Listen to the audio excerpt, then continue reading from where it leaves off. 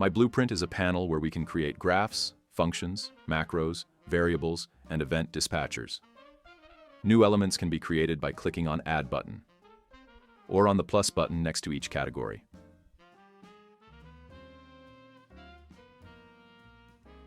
You can also move your blueprint panel around.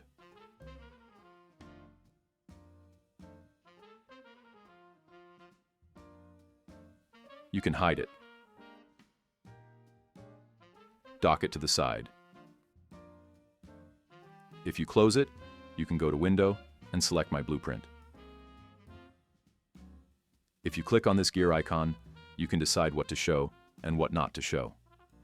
Inherited variables will show inherited variables from parent class. In our case, parent class is actor, as you can see in top right corner. If we check it, it will show the variables that are inherited by actor class. If we expand our rendering, and if we click on class default here, we can see different settings that are specific for this actor class blueprint, and one of these settings is rendering. Here we can see actor hidden in game, just like in our variables when we show inherited variables. You can think of this as another way of showing our class defaults, but in my blueprint panel.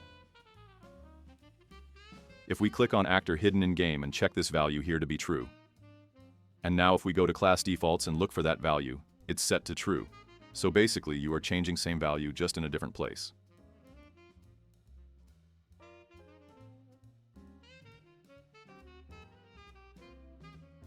Also under variables, you can see components that you have added to your blueprint.